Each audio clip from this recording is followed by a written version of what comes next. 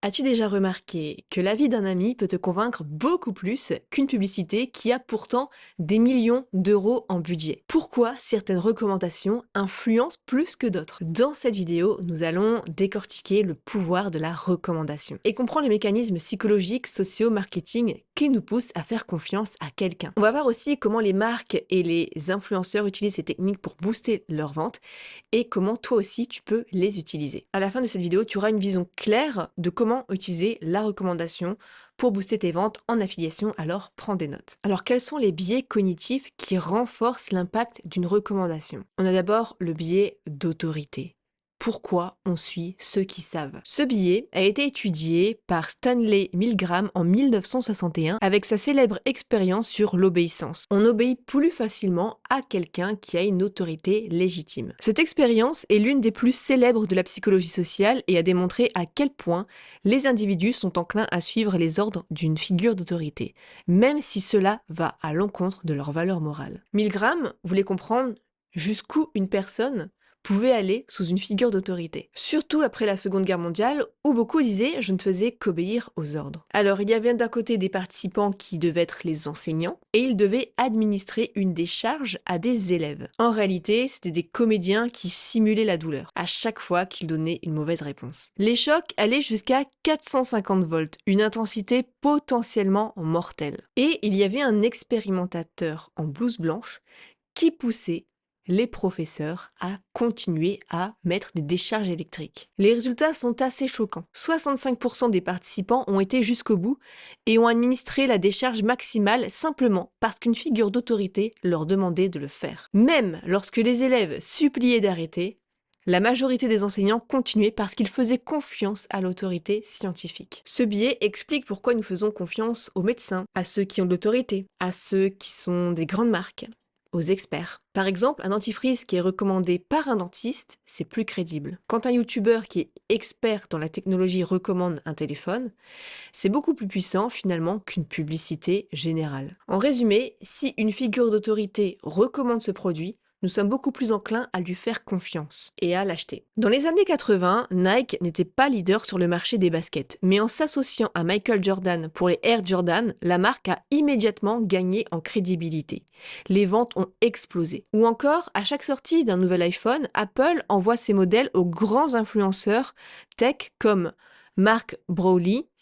Pourquoi? Parce que leurs recommandations sont perçues comme plus crédibles qu'une publicité. On a aussi le biais de confiance. On écoute ceux qui nous ressemblent. Il y a une étude menée par Nielsen en 2012 qui a montré que 92% des consommateurs font plus confiance aux recommandations de leurs proches qu'à n'importe quelle autre forme de publicité. On est biologiquement programmé pour faire confiance à notre cercle proche. Un exemple concret, les réunions tupperware. Les réunions tupperware ont explosé parce qu'elles se font sur le principe du bouche à oreille entre amis. Plutôt que de vendre en magasin, Tupperware a misé sur la recommandation du cercle proche. Ou alors sur TikTok, on a beaucoup d'influenceurs qui font des vidéos TikTok m'a fait acheter ceci.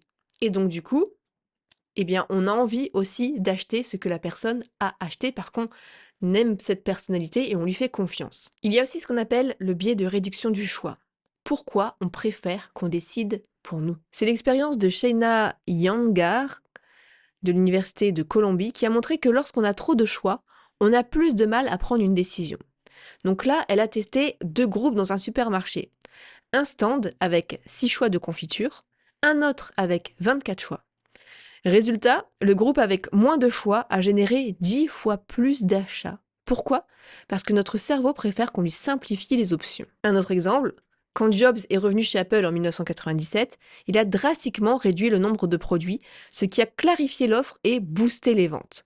Ou encore, Amazon et le badge Amazon Choice, au lieu de comparer des milliers de produits, Amazon te donne un choix direct basé sur l'algorithme des recommandations. Dans le cas du marketing en ligne, par exemple sur YouTube, il y a beaucoup de personnes qui mettent plein de liens de leur programme sous la description YouTube. J'ai décidé de tout retirer et de n'en mettre qu'un ou deux. Mais alors pourquoi les consommateurs veulent éviter les recherches complexes et pourquoi C'est un bon signe pour l'affiliation. Parce qu'on cherche tout simplement à économiser du temps et de l'énergie. C'est la surcharge cognitive qui nous pousse finalement à suivre l'avis de quelqu'un plutôt que de faire de nombreuses heures de recherche soi-même. Il y a aussi la preuve sociale. Un produit qui a plus de 5000 avis positifs, c'est quand même plus rassurant qu'un produit qui n'en a aucun. L'exemple de YouTube, c'est la recommandation. Parfois, YouTube va pousser certaines vidéos mises en avant parce que YouTube sait que cette vidéo a énormément plu et vous allez la retrouver sur la page d'accueil et ça va être montré à des millions de personnes. Je vous interromps 2 secondes pour vous parler de mes 12 méthodes secrètes pour gagner plus de 3 000 € par mois en affiliation,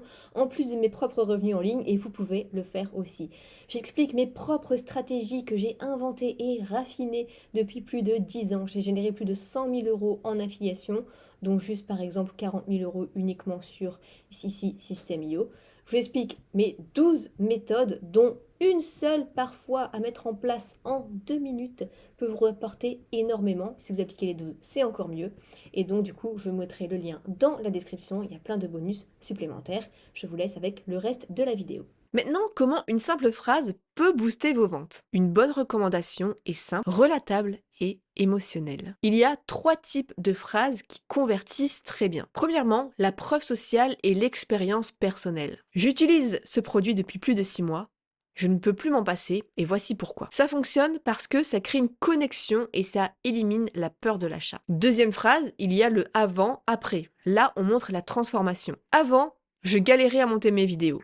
Maintenant, grâce à cet outil, j'ai divisé mon temps de montage par 2. Ça fonctionne parce que ça montre un bénéfice qui est très clair. Troisième phrase, c'est briser les objections. Je pensais que c'était trop cher, mais après avoir testé, voici pourquoi c'est un investissement rentable. Ça fonctionne parce que ça réduit le scepticisme. Et ce qui marche le mieux, c'est sur Instagram, sur YouTube, les youtubeurs qui vont tester des produits et qui disent j'étais sceptique parce que je ne pensais pas que ça allait marcher sur mon cas personnel. Ils utilisent beaucoup le storytelling, la personne va se reconnaître et c'est comme ça qu'elle va s'identifier.